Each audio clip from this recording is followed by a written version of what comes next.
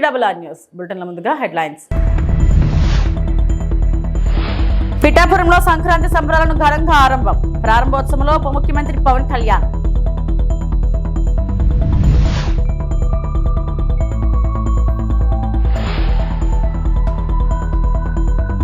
Pune public policy festival 2026లో పాల్గొన్న విద్యా ఐటీ శాఖల మంత్రి నారా లోకేష్.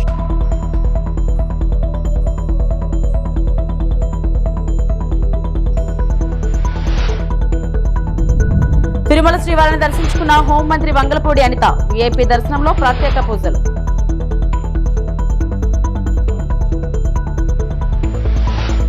పిఠాపురంలో ఏ చిన్న సంఘటన జరిగినా వైరల్ చేస్తున్నారని AP deputy CM Pawan Kalyan అన్నారు. పిఠాపురంలో కాకి ఈకపడినా ఏదో జరిగిందని ప్రచారం చేస్తున్నారని అసహనం వ్యక్తం చేశారు. అవాస్తవాలను వైరల్ చేయడం మానుకోవాలని హితవు పలికారు. పిఠాపురంలో నిర్వహించిన పేరికాపుర సంక్రాంతి మహోత్సవాల కార్యక్రమంలో ఆయన మాట్లాడారు. పిఠాపురం సంక్రాంతి ఉత్సవాలకు చిరునామా కావాలి. ఈ పండుగ అన్ని మతాలు జరుపుకునే స్థాయికి ఎదగాలి. తెలంగాణకు ఆంధ్ర ప్రాంత ప్రజల ప్రేమను తీసుకెళ్లాలి. అక్కడి సోదరి మనులను సంక్రాంతికి ఆహ్వానించి వారికి గోదావరి జలాల ఆతిథ్యాన్ని రుచి చూపాలి. సంక్రాంతి అంటే కోడి పందాలు, జూదాలు మాత్రమే కాదు. ఈ సరదాలను నేను కాదనడం లేదు. చేసేవాళ్ళు చేసుకోండి, కానీ వాటికే పరిమితం కాకూడదని అన్నారు. పండుగ చూస్తామంటే ఏం మాట్లాడాలనుకుంటామంటే, ఓ పిడికిడు గింజలు పండించడం చాలా కష్టమైన పని. అదే పిడికిడికి ఒక చేతికొచ్చిన పంటని నేల రాసేయడం చాలా తేలిక. ఒక అలయన్స్ని నిర్మించడం చాలా కష్టం. అందరినీ ఏకతాటిపైన తీసుకురావడం చాలా కష్టం. కేంద్ర నాయకత్వం దగ్గర నుంచి రాష్ట్ర నాయకత్వం ఎంత కష్టపడి పట్టుకెళ్తుంటే దాన్ని చెడగొట్టడం చాలా తేలిక, చాలా తేలిక. సంక్రాంతి మనం చెప్తుంది ఏంటంటే, ఒక చేతికి ఒక కష్టపడి సంవత్సరం ఒక 6 నెలలు కష్టపడి 4 నెలలు కష్టపడి పంట చేతికి వస్తే ఆనందం తాలూకు నిదర్శనమే సంక్రాంతి పండుగ. మనకి ధాన్యం వచ్చింది, ధాన్యం అమ్మగా డబ్బులు వచ్చినాయి. ఈ రోజున మన హరిదాసులు కానీ ఇంతమంది జానపద కళాకారులకు కానీ మనం ఎందుకు ఇస్తాము ఇవన్నీ అంటే, మా దగ్గర అబండెన్స్ ఉంది. మాకు ఒక 10 బస్తాలు పంట ఉంటే మేము 2 బస్తాలు పంచుతామని చెప్పడానికి. అది సంక్రాంతి తాలూకు నిదర్శనం. అంటే అలాగా మీరు ఇందాక మంత్రివర్యులు నారాయణ గారు చెప్తా ఉన్నారు, ఇంకా ప్రపంచంలో ఏ నియోజకవర్గం ఇంకెక్కడా రాదు అండ్ ఏది జరుగు. ఇక్కడ కొబ్బరాకు పడ్డా కానీ పిఠాపురంలో చాలా దారుణం జరిగిపోయింది. ఒక తాటాకు అక్కడ ఉన్న తాటాకు ఊడిపడిపోతే అమ్మా చాలా దారుణం జరిగిపోయింది. మరి గత ప్రభుత్వ నాయకులను అడగండి, వాళ్ళ నియోజకవర్గం అసలు న్యూస్ ఉంటుందా, ఏం జరుగుతుందో కూడా తెలియదు మీకు. పిఠాపురంలో చిన్న చెట్టు మీద వాళ్ళున్న పక్షి ఈక పడినా కానీ అయ్యా బాబోయ్ పక్షి పడి. అంటే ఇది ఎవరిస్తున్నారు మీకు? బలం ఎవరిస్తున్నారు? మీరిస్తున్నారు. చెడు వార్తలకి మీరిస్తున్నారు బలం. కనిపిస్తానో మెత్తగా కనిపిస్తానో నాకు తెలియదు, కానీ నా గట్టిదనం వాళ్ళకి తెలియదు. అంటే మీరు మొండి పట్టు పడితే, మీరు గొడవ పెట్టుకోవాలనుకుంటే నేను సంసిద్ధంగా ఉన్నాను, ఎప్పుడైనా గొడవ పెట్టుకోను. దానికి నా దగ్గర కొదవ లేదు, ఆ శక్తి కొదవ లేదు. కానీ ఏంటంటే, యుద్ధం ఎందుకు భరిస్తాడు? ఎవడైనా తిడతా ఉంటే బలం ఉన్నాడు భరిస్తాడు, బలహీనుడే ఎదురు తిరుగుతాడు. పూణేలో నిర్వహించిన పబ్లిక్ పాలసీ ఫెస్టివల్ 2026లో ఆంధ్రప్రదేశ్ రాష్ట్ర విద్యా ఐటీ శాఖల మంత్రి నారా లోకేష్ పాల్గొన్నారు. కార్యక్రమంలో దేశవ్యాప్తంగా వివిధ రంగాలకు చెందిన విధాన నిపుణులు, విద్యావేత్తలు, పరిశ్రమల ప్రతినిధులు, యువత పెద్ద సంఖ్యలో హాజరయ్యారు. ఈ సందర్భంగా మంత్రి నారా లోకేష్ మాట్లాడుతూ, భవిష్యత్ భారతదేశ నిర్మాణంలో విద్య, సాంకేతిక కీలక పాత్ర పోషిస్తున్నాయని అన్నారు. నాణ్యమైన విద్యతో పాటు ఆధునిక ఐటీ మౌలిక వసతులు అభివృద్ధి చేయడమే ప్రభుత్వ లక్ష్యమని తెలిపారు. ఆంధ్రప్రదేశ్లో విద్యా సంస్కరణలు, డిజిటల్ పాలన, యువతకు నైపుణ్యాభివృద్ధి కార్యక్రమాలపై ప్రభుత్వం ప్రత్యేక దృష్టి సారించిందని చెప్పారు. విద్యను ఉద్యోగ అవకాశాలతో అనుసంధానం చేయాల్సిన అవసరం ఉందని, పరిశ్రమలకు అవసరమైన నైపుణ్యాలు విద్యార్థుల్లో పెంపొందించేందుకు కొత్త విధానాలను అమలు చేస్తున్నామని మంత్రి తెలిపారు. In Andhra Pradesh, we use technology as an enabler to sort of take not only policies to the citizen, but actually look at how we can serve them better. While other states have different maturity levels, Andhra, I believe, is a bit ahead on the curve. If you look at a few examples, I mean, we can go about it all day, but I would like to give a few specific examples of what we are trying to do in Andhra Pradesh. If anyone has followed Mr. Naidu's, our Chief Minister's speech pre-2024 election, he's been talking about skill census. While entire country has been talking about caste census, he's been talking about skill census. And then after we were elected, he gave the task to me. And like a typical politician, I went about saying, let's do this traditional way of doing a census. I did it in my constituency, Mangalgiri, and rest assured we fell flat. We can't really assess skills across close to about 400 odd traits and the amount of depth that it requires. Then came the entire discussion of how can we use conversational AI as the base to do what I call a skill assessment. Census is a very far-fledged word, at least skill assessment, the level at which they are. రాష్ట్ర హోంమంత్రి వంగలపూడి అనిత తిరుమల శ్రీ వెంకటేశ్వర స్వామిని దర్శించుకున్నారు. VIP ప్రారంభ విరామ దర్శన సమయంలో స్వామివారి సేవలో పాల్గొని ప్రత్యేక పూజలు నిర్వహించారు. ఈ సందర్భంగా స్వామివారి ఆశీర్వాదాలు పొందిన అనంతరం ఆలయ అధికారుల నుంచి తీర్థ ప్రసాదాలను స్వీకరించారు.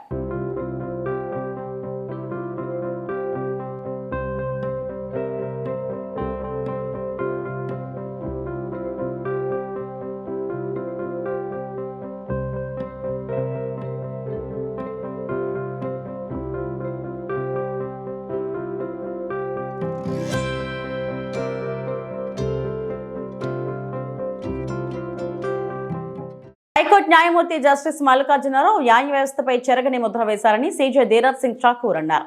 హైకోర్టు న్యాయమూర్తి జస్టిస్ తల్లాపరగడ మల్లికార్జునరావు పదవి విరమణ సందర్భంగా న్యాయస్థానం ఘనంగా వేడుకలు పలికింది. And disposed of a large number of cases, and while doing so, he has shown his legal acumen in almost all branches of law. Now that Justice Mallikarjun Rao is preparing to lay down his robes, he leaves behind a rich legacy of service to the cause of justice. As a judge of this court, his contribution to the cause of justice will always be remembered and cherished. At the outset, I must express my sincere gratitude to the then Honorable Sri Justice Prasant Kumar Misraji, now a judge of the Supreme Court of India, and to the other honorable members of the collegium, Sri C. Praveen Kumar and Sri A.V. Seshasai, who recommended my name for elevation as a judge of this court. I have also received exemplary support and cooperation from Honorable the Chief Justice Sri Dheeraj Singh Thakur ji. To be very honest, I never expected to become a judge of this court. Based on the realities and the statistics prevailing at that time, I believed I would retire as a judge, as a district judge. That perception changed due to the initiative of the Honorable the then Chief Justice of India, Sri N.V. Ramana Garu, during whose tenure nearly 220 judges were appointed across various high courts. The judicial officers selected along with me were indeed fortunate. 7 members among us, ranging from the first to the last of our batch, had the opportunity to serve this court, which is a rare moment in the history. Visakha జిల్లా incharge మంత్రి డోలా శ్రీ బాల వీరాంజనేయ స్వామి అధ్యక్షతన collectorate meeting హాల్లో జిల్లా సమీక్షా మండలి సమావేశం ప్రారంభమైంది. ఈ సమావేశంలో ప్రభుత్వ విప్ గణబాబు, ఎంపీ శ్రీభరత్, నగర mayor Peela Srinivasarao, VMRDA chairman Pranav Gopal, MLC Varadu Kalyani పాల్గొన్నారు. అలాగే ఎమ్మెల్యేలు పల్లా శ్రీనివాసరావు, పంచకల్ల రమేష్, వంశీకృష్ణ శ్రీనివాస్, విష్ణుకుమార్ రాజు, ఎన్టీఆర్ వైద్య సేవా trust chairman Seetamraju Sudhakar, AP growers oils and seeds corporation chairman Gandi Babji, DCCB chairman Kona Tatarao హాజరయ్యారు. జిల్లా collector MN Harindra Prasad, DCP Mary Prashanti, GVMC commissioner Ketan Garg, VMRDA commissioner Tej Bharat, joint collector K Mayur Ashok, Visakha మరియు భీమిలి ఆర్డీఓలు సుధా సాగర్ తదితరులు పాల్గొన్నారు.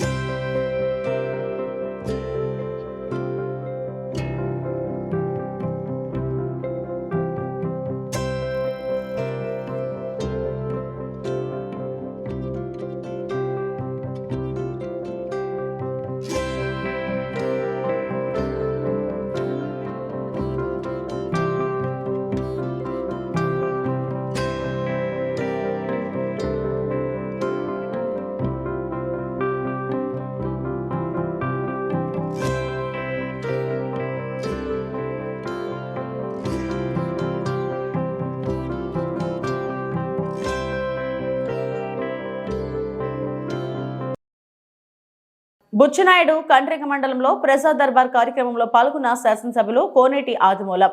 ప్రజా దర్బార్ చాలా ప్రాముఖ్యమైనది. ప్రజల కొరకు ఈ కార్యక్రమంలో ప్రజా ప్రతినిధులు, ప్రభుత్వ అధికారుల సమక్షంలో శాసనసభ్యులు కోనేటి ఆదిమూలం ప్రజల వద్ద నుండి స్వీకరించిన సమస్యల పత్రాలను ప్రజలకు ఎలాంటి పరిష్కారమైనా అప్పటికప్పుడే అధికారుల సమక్షంలోనే ప్రజలకు అందించడం జరిగింది. ఆయన పరిష్కారం కోసం చేసిన స్పందన ప్రజలు ఆనందంతో సంతోషపడ్డారు. గౌరవనీయులైన సత్యవేడు నియోజకవర్గ శాసనసభ్యులు ప్రజా దర్బార్ సమక్షంలో, ప్రజల అధికారుల సమక్షంలో ప్రజా దర్బార్ అంటే ప్రజలకు మనము ఏం చేసి పెడుతున్నాం అనే దాన్ని బట్టి సీఎం ముఖ్యమంత్రి నారా చంద్రబాబు నాయుడు ఆదేశాలతో ప్రజల సమక్షంలో, ప్రజాప్రతినిధి సమక్షంలో అప్పటికప్పుడే పరిశీలించి ప్రజలకు అందుబాటులో ఉంటూ ప్రజలకు మనం ఏం చేసి పెట్టే ప్రతి పనిని గుర్తుండేలా ఆల్ డిపార్ట్మెంట్ ఫాలోఅప్ చేయాలని ఆదేశాలు జారీ చేసిన ఎమ్మెల్యే ప్రజలకు సంబంధించినటువంటి ప్రజా సమస్యల పైన ఏది కావాలనో అది గ్రామ సమస్య కావచ్చు, వ్యక్తిగత సమస్య కావచ్చు, లేదు మండల సమస్య కావచ్చు, అలాగనే అవశేష పట్టా కావచ్చు, పెన్షన్ కావచ్చు, ఏ కార్యక్రమైనా కూడా వివరించి వారికి కూడా ప్రత్యేకమైన అభినందనలు తెలియజేసుకుంటూ మొదలు పెడుతున్నాం. ప్రజా దర్బార్ అయింది. సీఎం ఆఫీస్ వచ్చినటువంటి మా సోదరులకి అందరికీ కూడా మనస్ఫూర్తిగా అభినందనలు తెలియజేసుకుంటూ ఈరోజు ముఖ్యంగా మన మండలంలో దేనికనికి మండలంలో మీ ఆశీస్సులు, దీవెనలతో ఈ ప్రాంతానికి రెండోసారి నన్ను ఎమ్మెల్యేగా ఎన్నికైన సందర్భంగా ఈ మండల పరిషత్ కానీ ఈ మండలంలో కానీ ఎలాంటి ఇబ్బంది లేకుండా నిరంతరం కూడా ప్రజల పక్షాన పోరాడానికి ప్రతి నిత్యం కూడా మీరు ఉంటారని మా పార్టీ తరఫున మీకు విజ్ఞప్తి చేస్తున్నాం. ఏదేమైనా, ఏ కష్టం వచ్చినా, ఏ ఇబ్బంది వచ్చినా, ఏ కార్యక్రమైనా కూడా ప్రజలు ఎన్నుకోబడ్డ మనిషి కాబట్టి మీ అందరూ నన్ను ఓటేసి గెలిపించారు. ఏ కష్టమైనా కూడా మీకు అనేక సందర్భాల్లో గతంలో కానీ ఇప్పుడు కానీ అనేకమైనటువంటి భవనాలు కానీ, రహదారులు కానీ, అలాగనే సీఎం రిలీఫ్ ఫండ్స్ కానీ, ఏది కావాలన్నా వాళ్ళకి హాస్పిటల్స్ కానీ అడిగిన వెంటనే మా సాయశక్తుల ప్రజాసేవ చేయడానికి ఇది రావడం జరిగింది. ప్రధానంగా ఈరోజు దీంతో పాటునే 4-5 మండలాల్లో కూడా ప్రభుత్వం ఇచ్చినటువంటి రెవెన్యూ సర్వే ప్రాసెస్ జరిగింది. ఇంకా వరదాపాయలు దేనికండికి ఇవ్వాల్సి ఉంది. అది కూడా రీసర్వే అయిపోతే మీ బుక్కులు కూడా ఎంఆర్ఓ ద్వారానే. కూటమి ప్రభుత్వం తిరుమల పవిత్రతను దెబ్బతీస్తుందని వైఎస్ఆర్సీపీ నేత టీటీడీ మాజీ చైర్మన్ భూమన కరుణాకర్ రెడ్డి మండిపడ్డారు. శుక్రవారం ఆయన మీడియాతో మాట్లాడారు. కూటమి పాలనలో నిత్యం అపచారాలు జరుగుతున్నాయన్నారు. తిరుమలలో మద్యం బాటిళ్ల వెనుక వైఎస్ఆర్సీపీ పాత్ర ఉందని దుష్ప్రచారం చేస్తున్నారని ధ్వజమెత్తారు. రాష్ట్ర వ్యాప్తంగా, దేశవ్యాప్తంగా తిరుమల పవిత్రతను బిఆర్ నాయుడు గారి నేతృత్వంలో ఉన్న పాలక మండలి పూర్తిగా భ్రష్టు పట్టి చేస్తోంది అన్నటువంటి సమాచారం తెలిసిన తర్వాత కూటమి ప్రభుత్వంలో ఇలాంటి అపచారాలు నిరంతరాయంగా జరుగుతున్నాయి అన్నటువంటి విషయం పూర్తిగా బయటికి వచ్చిన తరువాత వరుసపెట్టి తమ తప్పిదాలను కప్పిపుచ్చుకోవటానికి చంద్రబాబు నాయుడు గారి ఆదేశంతో నమ్మిన బంటైన బిఆర్ నాయుడు నేతృత్వంలో పోలీసుల మీద విపరీత ఉన్నది వైఎస్ఆర్ కాంగ్రెస్ పార్టీ కార్యకర్తనే ఈ రకంగా ఖాళీ బాటళ్లు పెట్టినాడు. దీన్ని సాక్షి విలేకరి క్యారీ చేసినాడు. నవీన్ అనేటువంటి వ్యక్తి మొత్తం సోషల్ మీడియాలో దీన్ని అందుకొని ప్రచారం చేసినాడు అని ఒక కేసు బనాయించి, ఓ తప్పుడు కేసును ఎంత దుర్మార్గంగా వ్యవహరించాలో అంత దుర్మార్గంగానూ వ్యవహరించినారు. నిన్న సాక్షాత్తు కేబినెట్ మీటింగులో ముఖ్యమంత్రి చంద్రబాబు నాయుడు గారే ఈ అంశాన్నెత్తి వైసీపీ వాళ్లు చూడు ఎలా చేస్తున్నారు అని ఆయన సమర్థించుకుంటూ ఆ సంఘటన మీద మా మీద బురద జల్లేటువంటి ప్రయత్నం చేయటం జరిగింది. దాన్ని ఆయనను మోసేటువంటి పత్రికలు ప్రముఖంగా వైసీపీ ఆధ్యాత్మిక విధ్వంసం అని ఈరోజు పతాక శీర్షికలో ఈనాడు పత్రిక కూడా రాయటం కూడా. వైసీపీ యోజన విభాగం అధ్యక్షులు ఉరుకోటి రామచంద్రరావు ఆధ్వర్యంలో కూటమి ప్రభుత్వ ప్రజా వ్యతిరేక విధానాలను నిరసిస్తూ విశాఖపట్నం జీవీఎంసీ గాంధీ విగ్రహం వద్ద నల్ల రిబ్బన్లు ధరించి నిరసన కార్యక్రమం నిర్వహించారు. ప్రభుత్వాన్ని ప్రశ్నిస్తున్న వారిపై అక్రమ కేసులు బనాయిస్తూ భయభ్రాంతులకు గురి చేస్తున్నారని వైసీపీ నేతలు తీవ్రంగా ఖండించారు. ఈ సందర్భంగా కేకే రాజు మాట్లాడుతూ కూటమి ప్రభుత్వం అధికారంలోకి వచ్చిన తర్వాత ఎన్నికల ముందు ఇచ్చిన ఒక్క హామీ కూడా నెరవేర్చలేదన్నారు. వైసీపీ శ్రేణులపై దాడులు, హత్యాయత్నాలు పెరిగాయని ఆరోపించారు. ప్రశ్నిస్తున్న నాయకులను బెదిరిస్తూ నిరంకుశ పాలన సాగిస్తున్నారని విమర్శించారు.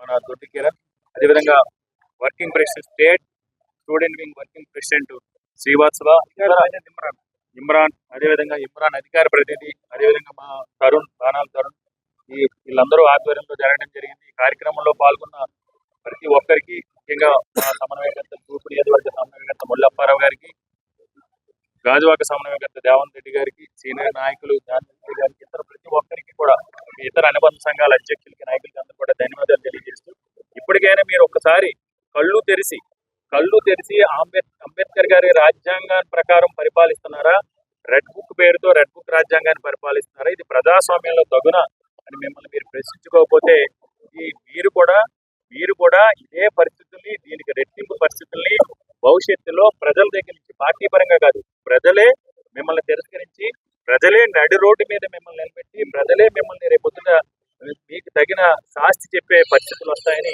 ఈ కూటమి నాయకుల్ని ఇలాంటి తప్పుడు కేసులు బనాయించొద్దని డిమాండ్ చేస్తాం. ఇచ్చిన డబ్బులు తిరిగి అడిగినందుకే తనపై దౌర్జన్యం చేసి అక్రమ కేసులు పెట్టించారని సీతారామపురం గ్రామానికి చెందిన నిర్మల తీవ్ర ఆవేదన వ్యక్తం చేశారు. రేణిగుంట పట్టణంలోని రేణిగుంట ప్రెస్ క్లబ్ అసోసియేషన్లో ఆమె మీడియాతో మాట్లాడారు. నిర్మల తెలిపిన వివరాల ప్రకారం తారక రామానగర్ సుందరయ్య కాలనీకి చెందిన దీపాకు అదే గ్రామానికి చెందిన రాజశేఖర్ పూచితో దాదాపు 3 సంవత్సరాల క్రితం 10 లక్షల నగదు ఇచ్చానని అన్నారు. ఆపదలో ఉన్నారని నమ్మి కష్టపడి సంపాదించిన తన సొమ్మును ఇచ్చారని తెలిపారు. సంబంధిత అధికారులు జోక్యం చేసుకుని తనకు న్యాయం చేయాలని ఆమె మీడియా ముఖంగా విజ్ఞప్తి చేశారు. దీపా ఫ్రాడ్ చేసినారు సార్, దీంట్లో నాకు డబ్బు కొంచెము ఫోన్పే చేశారు, అది ప్రూఫ్ ఉంది, అది పోను నాకు డబ్బుని ఇవ్వండి, ఇల్లన్న ఖాళీ చేయండి అంటే ఏది చేయకోకుండా వాళ్ళు కుమ్మక్కయ్యి డబ్బు ఎగ్గొట్టేదానికి ప్లాన్ వేసేస్తారు అందరూ. ఇప్పుడు 1,00,000 రూపాయలు నాకు ఒక పెద్ద మనిషి ద్వారా ఇచ్చినప్పుడు 9 లక్షల డబ్బు ఏ పెద్ద మనిషిని పెట్టుకోకుండా ఎవరు ఇవ్వరు కదా సార్. వాళ్ళు ఎవరు ముందు నాకు ఇవ్వలేదు సార్ డబ్బు. కానీ వాళ్ళందరూ ఒకే మాట మాట్లాడతారు, మేము ఇచ్చేసాము, ఆమె మాకు పత్రాలు ఇవ్వలేదు, పత్రాలు అడిగితే మమ్మల్ని కొట్టేకొచ్చింది, చింపేకొచ్చింది అంటే ఏం జరగలేదు సార్. అవన్నీ ఎన్నిసార్లు వెళ్ళినా తాగి దీప భర్త అయితే కత్తుళ్ళు గొడ్డల్లో అవి ఎత్తుకొని వచ్చి బూత్ మాటలన్నీ మాట్లాడతారు సార్. ఏ లంచి చెప్పింది, ఏ నా కొడుకు చెప్పాడు, ఇవ్వను నేను, ఎవరిని తోడుకొస్తావో తోడుకోరాపో, ఏం చేసుకుంటావో చేసుకోపో అని. వాళ్ళకంతా సపోర్ట్ రాజా సెలవా సార్, ప్రతిదీ సెలవానే సార్ ఇప్పుడు చేసేది. మెయిన్ వాళ్ళ ఆపు చూసుకొని నేను ఏమి ఇవ్వను, 10 మందిని చుట్టుపక్కల వాళ్ళు ఉండూరు సార్, అది నాది ఆ ఊరు కాదు కదా. నేను డబ్బు ఇచ్చే వరకే వాళ్ళు నా కాళ్ళు పట్టుకొని నాకు అంత ఇది చేసినారు. డబ్బు తీసుకున్నాక ఇప్పుడు ఇంటికి వెళ్తే కొడతామంటారు, మా ఇంటికి వచ్చితే నేను అంత చూస్తాము. మేము పార్టీలో ఉన్నాము, మేము సిపిఎం పార్టీలో ఉన్నాము, నేను ఆటో యూనియన్ లీడర్ని. ఏం నా బొచ్చు కూడా ఏరే వాళ్ళతో నా బొచ్చు కూడా పీక్కోలేదు, అది నా ప్రూఫ్స్ ఏం లేవు దాని దగ్గర అని ఆమె చెప్పిన వాళ్ళు చాలామంది ఉన్నారు సార్. ఆ పేర్లు చెప్తే మళ్ళీ మనం ఎందుకనేది నేను గమ్ముకుండే ఇన్ని రోజుల నుంచి. ఏరే వ్యక్తిని మాత్రం నేను కొంచెం తప్పుడు మాటలు మాట్లాడింది నిజమే, అది దీపాన్ని కాదు. నా డబ్బు పోయిన బాధలో వేరే ఆమెను మాట్లాడినా, వీళ్ళ మాట్లాడలేదు. ఏం సార్ ఇంకా నేను ఆత్మహత్య చేసుకునే అంత పరిస్థితి వచ్చింది సార్. ఉన్నిందంత ఎత్తుకుపోయి ఆడ పెట్టాను. ఎత్తితే ఏం లేదు సార్, పార్టీలో ఉన్నాము, ధర్నా చేస్తాము, నీ కథ చూస్తాము. ఏం సార్ పార్టీ సిపిఎం పార్టీలో మంచి వాళ్ళు ఉన్నారు కదా, మోసం చేయమని చెప్తుందా, ఎగ్గొట్టమని చెప్తుందా? డబ్బు లేదు కదా. నేను ఇంత సంపాదించి మీరు మా ఇంటికి వచ్చి తీసుకొని నా డబ్బు నేను అడిగేకి వస్తే నన్ను కొట్టేకి వస్తున్నారు సార్ వాళ్ళు. ఎక్కడ న్యాయం సార్ ఇది? సిపిఎం పార్టీలో ఉంటే అన్యాయం చేయమని చెప్పారా సార్ పార్టీ వాళ్ళు? చెప్పరు కదా. వాళ్ళు చేసే ఫ్రాడ్లు అన్నీ బయట చూపిస్తామని. చూడు సార్, నేను ఇచ్చిన డబ్బు చూడు సార్ వెంచుకుంటున్నారు. ఒకేసారి లక్షలు ఎత్తుకోమని ఇచ్చినాను సార్ వీళ్ళని నమ్మి. చూడు సార్ ఫోటోలు ఎన్నోనే చూడు సార్ తీసుకున్న ఫోటోలు అందరికి ఇచ్చినా సార్. ఆడ అందరికి నామిని ఏమే సార్. ఎన్నికల సమయంలో ఇచ్చిన హామీలను నెరవేర్చుకుంటే కేసులు పెడతారా అంటూ అనంతపురం నగరంలోని అంబేద్కర్ విగ్రహం ఎదుట ఐక్య విద్యార్థి సంఘాల నాయకులు వైఎస్ఆర్ కాంగ్రెస్ పార్టీ యువజన విభాగం ఆధ్వర్యంలో నిరసన కార్యక్రమాన్ని నిర్వహించారు. ఈ సందర్భంగా పెద్ద ఎత్తున కూటమి ప్రభుత్వం కక్ష సాధింపు చర్యలకు దిగుతోందని, అక్రమంగా కేసులు పెట్టి అరెస్టు చేస్తుందని మండిపడ్డారు. ఈ సందర్భంగా ఎన్డీఏ ప్రభుత్వంపై పోరాటం చేస్తామని వారు హెచ్చరించారు. ఇప్పుడున్నటువంటి ముఖ్యమైన మంత్రి నారా లోకేష్ గారు యువగలం పాదయాత్రలో విద్యార్థులకు, యువతకు, ఇక్కడ ఉన్నటువంటి నిరుద్యోగులకు విచ్చలవిడిగా ఊకదంపుడు ఉపన్యాసాలు చెప్తూ సందు గొంతు తిరుగుతూ విద్యారంగాన్ని పూర్తి స్థాయిలో అభివృద్ధి చేస్తాం, నిరుద్యోగులని విచ్చలవిడిగా ఇష్టం వచ్చినట్టుగా మరి ఊకదంపుడు ఉపన్యాసాలు చెప్పి ఈరోజు అధికారం లేకొచ్చిన తర్వాత మాకు ఇస్తానటువంటి హామీలు అమలు చేయ అని విద్యార్థులు, యువతులు రోడ్డు మీద పోరాటం చేస్తూ ఉంటే వాళ్ళ మీద కేసులు కడుతూ రౌడీ షీట్లు ఓపెన్ చేస్తూ అదేంటి ఉడత ఊపులకు బెదిరిపోయేటువంటి పరిస్థితుల్లో మరి విద్యార్థులు, యువకులు ఇక్కడ లేరు. దయచేసి ముఖ్యమైన మంత్రి గారు, ఇప్పటికైనా 2 సంవత్సరాల కాలం గడిచింది. మరి ప్రతి సంవత్సరం జనవరిలో నోటిఫికేషన్ ఇస్తానన్నా 2 జనవరిలు పోయినాయి. ఇప్పటి వరకు దాని గురించి ఊసే లేదు. మరి ఉద్యోగాల కల్పన లేకోకుండా, నిరుద్యోగులకు ఉద్యోగ అవకాశాలు లేకుండా ఎక్కడో వేల కోట్ల రూపాయల పెట్టుబడులు తీసుకొచ్చి విశాఖపట్నంలో లక్షల కోట్ల రూపాయల పెట్టుబడులు పెడతానని చెప్తా ఉన్నాం. ఇప్పటి వరకు 2 సంవత్సరాల కాలంలో 100 కంపెనీలు పెట్టుబడులు పెట్టే, వేల కోట్లు పెట్టుబడి పెట్టాయని చెప్తా ఉన్నాం. ఒక్క ఉద్యోగం కల్పించినటువంటి దాఖలాలు ఉన్నాయని చెప్పి ఎన్ఎస్యుఐగా అడుగుతా ఉన్నాం. అదే రకంగా విద్యారంగంలో పెండింగ్ లో ఉన్నటువంటి స్కాలర్షిప్లు, విద్యార్థులకు ఇవ్వాల్సినటువంటి మెస్ కార్పొరేట్ ఛార్జీలు, మరి అదే రకంగా విద్యారంగంలో ఈ రకమైనటువంటి విధానాలను వ్యతిరేకిస్తూ మరి విచ్చలవిడిగా మీరు చేస్తున్నటువంటి దోపిడీ దౌర్జన్యాలకు వ్యతిరేకంగా పోరాటం చేస్తూ ఉన్నటువంటి విద్యార్థి నాయకుల మీద, యువకుల మీద రౌడీ షీట్లు ఓపెన్ చేస్తే బెదిరిపోయేటువంటి పరిస్థితి లేదు. మరింత ఉధృతంగా ఈ రాష్ట్ర వ్యాప్తంగా విద్యార్థి లోకం, యువజన లోకం పెద్ద ఎత్తున కదం తొక్కుతూ మీ ప్రభుత్వాన్ని కూల్చడానికి సిద్ధం అవుతా ఉందని చెప్పి ఎన్ఎస్యుగా హెచ్చరిస్తా ఉన్నాం. ఈ 18 నెలల కాలంలో అంబేద్కర్ గారి రాజ్యాంగం కాకుండా రెడ్ బుక్ రాజ్యాంగం నడుస్తూ ఉంది. గత ఎలక్షన్ ముందర అధికారం కోసం యువతకి అదేవిధంగా విద్యార్థులకి అనేక హామీలు ఇచ్చి ఈరోజు అధికారంలో రావడం జరిగింది. గతంలో మనం చూసాం, ఎక్కడికి వెళ్ళినా కూడా జాబ్ రావాలంటే బాబు రావాలనే స్లోగన్. ఈరోజు అధికారంలోకి వచ్చిన తర్వాత ఈ కూటమి ప్రభుత్వంలో జాబులు వచ్చే పరిస్థితే లేదు. ఆ రోజు మనం విన్నాం, జాబ్ ప్రతి ఇంటికి కూడా ఒక జాబ్ అని చెప్పనేసి. జాబ్ ఇవ్వలేకపోతే 3000 రూపాయలు నిరుద్యోగ వృత్తి ఇస్తామని చెప్పి కూడా ఈ ప్రభుత్వం చెప్పుకొని వచ్చింది. ప్రభుత్వం వచ్చిన వెంటనే ఈ కుటుంబ ప్రభుత్వంలో ఇవి ఇప్పటివరకు నా బులెటిన్ అప్డేట్స్. నమస్తే.